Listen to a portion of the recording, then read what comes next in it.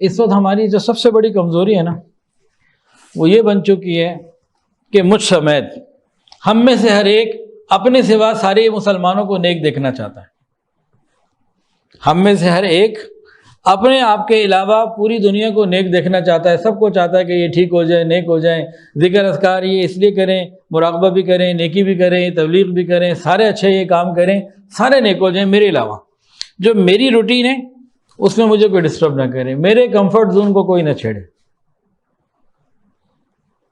جب تک یہ کیفیت ہماری رہے گی نا، ہماری اصلاح نہیں ہو سکتی۔ جب ہمیں اپنی فکر لگ جائے گی کہ میں نے اپنے آپ کو ٹھیک کرنا ہے، اس وقت مسئلے کا حل ہوگا۔ اب ہم دیکھیں کہ ہمیں اپنی فکر کب لگنی ہے۔ آپ لوگوں نے سنا ہوگا کہ روم جل رہا تھا اور نیرو کیا کر رہا تھا جی؟ بنسری بجا رہا تھا۔ یہ سنا جی؟ آپ نے پڑھا ہے؟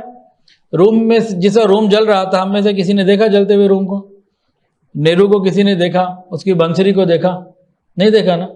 لیکن آج اس کا ایک لیٹسٹ ورژن ہمارے ہر گھر میں موجود ہے۔ یہ تو پرانا ہو گیا، اور وہ چھوٹا تھا کیونکہ وہ کافر تھا۔ ہم مسلمان ہیں، ایک دوسرے کا احساس کرنے والی قوم ہے، امت ہیں۔ آج اس محاورے کا نیا ورژن کیا ہو گیا؟ فلسطین جل رہا تھا، ہم کرکٹ میچ دیکھ رہے تھے۔ فلسطین جل رہا تھا، ہم سوشل میڈیا پہ انٹرٹینمنٹ کے معاملات کر رہے تھے۔ فلسطین جل رہا تھا اور ہم میوزیکل کنسرٹس میں شامل ہو رہے تھے۔ فلسطین جل رہا تھا، ہمارے یہاں میوزیکل فیسٹیول منائے جا رہے تھے۔ فلسطین جل رہا تھا، ہمارے یہاں شہنائیاں اور خوب دھوم دھڑاکے سے بینڈ باجے بجائے جا رہے تھے۔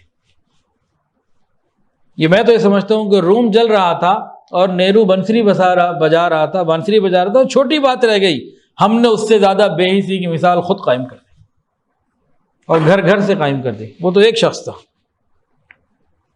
اور وہ تھا جس کے پاس آخرت کا کوئی عقیدہ نہیں تھا، مرنے کے بعد جواب کس کو دینا ہے کس کو نہیں۔ ہمارے پاس تو مکمل عقیدہ ہے، تو ہم اس سے زیادہ مجرم بنتے ہیں۔ اللہ ہمیں ان باتوں کی سمجھ عطا فرمائے۔ بہرحال اب ہمارے کرنے کے جو کام ہیں اس کے حوالے سے چند باتیں ہو جائیں۔ اب ہمیں کرنا کیا ہے؟ اگر ہم چاہتے ہیں اللہ کی رحمت آئے، ہمیں نیک اعمال کرنے ہوں گے، رجوع الی اللہ خوب کثرت سے کرنا ہوگا، گناہوں کو چھوڑنا ہوگا۔ اس کے اوپر گزشتہ 2-3 دفعہ میں کچھ بات ہو چکی ہے۔ ایک کام اور کرنا ہے، ان کا بائیکاٹ کرنا ہے، تجارتی طور پر، معاشی طور پر ان کو ہم جو نقصان پہنچا سکتے ہیں، یہ ہماری ذمہ داری بنتی ہے۔ اب یہاں ایک دلیل، میں آپ کو 2 دلیل دیتا ہوں قرآن و حدیث سے، اور اس کے بعد آگے چلتے ہیں۔ نبی کریم صلی اللہ علیہ وآلہ وسلم نے مدینہ طیبہ میں یہودیوں کا محاصرہ کر لیا۔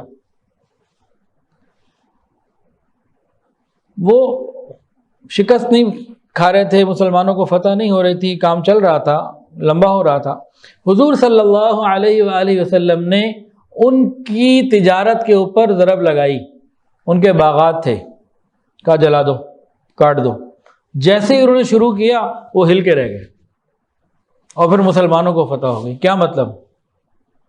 مطلب یہ کہ تجارت کے اوپر ضرب پڑے تو وہ ہل کے رہ جاتے ہیں۔